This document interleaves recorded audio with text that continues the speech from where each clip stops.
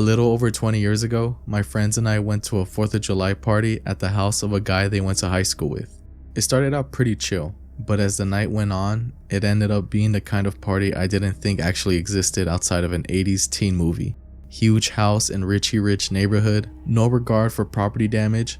Picture the party at the end of Weird Science, but subtract the mutant bikers and add a couple hundred kids in their teens and early 20s, half of whom were on LSD, and many of whom showed up with literal carloads of fireworks.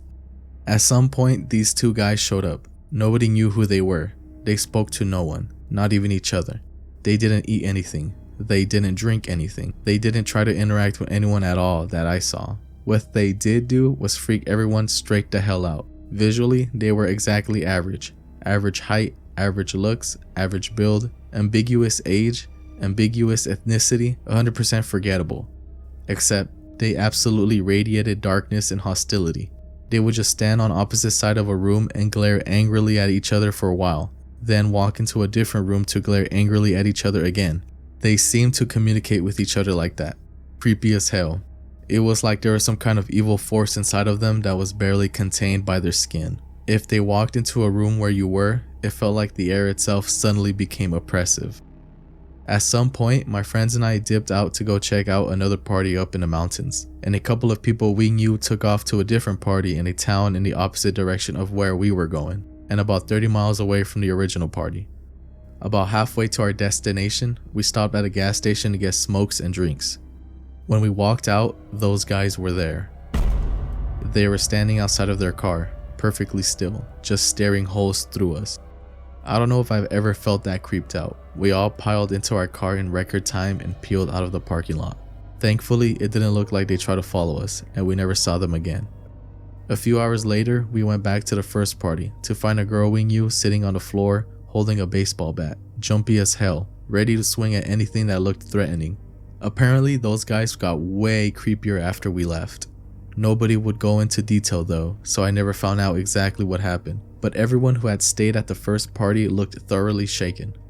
The next day I ran into one of the people that took off to the other party, and right about the same time we had our gas station encounter with Spooky Twins, they had the exact same encounter with the same guys at a gas station probably 50 miles away from where we were.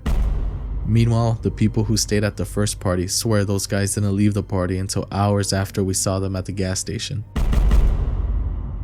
It was all intensely freaky. I don't know who those guys were or what they wanted, but I have genuine doubts as to whether they were really human.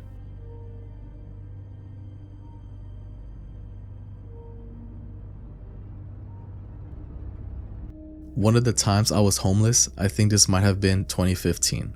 It had been about 8 months and I had gotten into the swing of being homeless. Like, I had a routine of what I would do and whatever. One day, I'm sitting beside a construction yard, waiting for the dealer to come by, and this random dude comes out of nowhere. He starts talking crazy talk. Like, immediately, I realized there's something wrong with this guy mentally. Just his actions and the way he would move his head and the way he spoke, sort of like a deaf person, told me something was wrong with him. But we spoke for a while, and he started getting into this story about aliens and UFOs, and that's a topic that I'm really obsessed with. And he notices that I got visibly more excited with the conversation, and he starts drawing on the sand on the floor. I used to play a lot of Kerbal Space Program, and I know a bit about the stars, and I realized this dude is 100% correct in all the things he's saying. He drew Pleiades, then drew Earth, and explained how one can go from here to there, using correct terminology and everything. But then he points to a spot in the middle between Earth and Pleiades and says, "But this is where they will stop you if you try to go." Now I'm super interested, and I'm like, who? If I recall, he says they're people with metal wings who travel without a spaceship. And when they come down to Earth, they fly and land like birds, and then their wings turn into bone and flesh, and they become arms. And if they stay too long, their bones inside their arms become rock, and then they can't fly anymore. So they choose to do evil things to draw attention until they come get fetched by the others.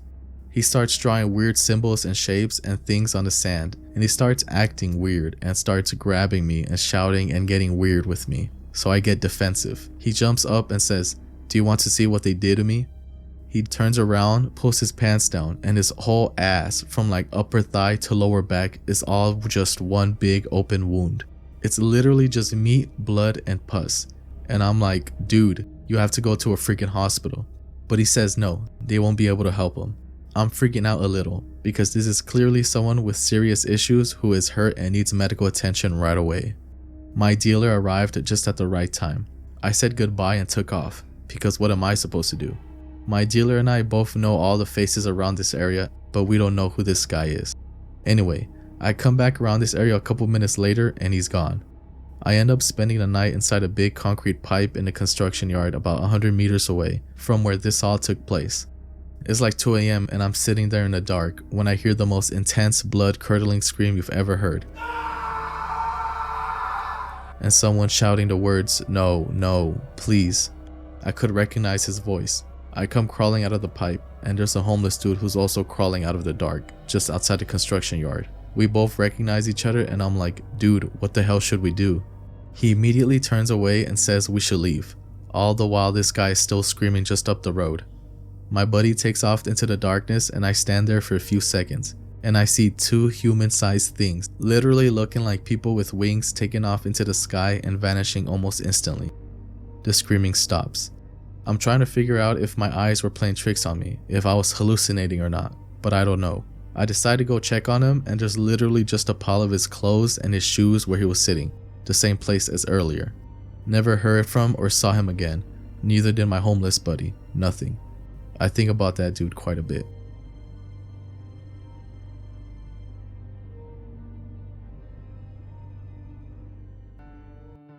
As a child, I used to play outdoors with my childhood best friend Kyle. We would either knock on each other's door and ask, "Can blank come out and play?" Or we would hear each other in our respective front yards and come outside.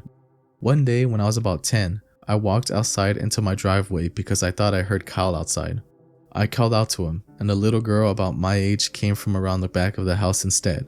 I learned her name was Amaya. She told me she was going to be there all day because she wasn't waiting for her mom to pick her up. I asked her if Kyle was coming, but she said no. Kyle didn't technically live next door, his grandmother did, so it's not uncommon for him to not be on the block for days because he's at home. So we spent the whole day playing. I can't remember the exact time, but I know it was the hottest point of the day to where the sun almost began to set. It was the peak of summer, so that meant we were outside for hours. We spent the first half of our day inside of my garage playing because it was cool, and as outside began to get cooler, we moved our shenanigans out into my driveway. After a couple of hours, she said that she had to go because her mom was coming soon. I hugged her, really sad that my new cool friend was leaving, but I figured she must be related to my neighbors in some way, so I'd be seeing her again. The next day, Kyle's mom dropped him off at his grandma's, so I came outside to play. When I asked him when Amaya was coming back, Kyle said, "Who's Amaya?" I thought he was just being annoying, but by us going back and forth, I realized he really didn't know who Amaya was. I told him she had on a blue top and blue khakis yesterday, and her hair was in 3 large twists with pink bobos.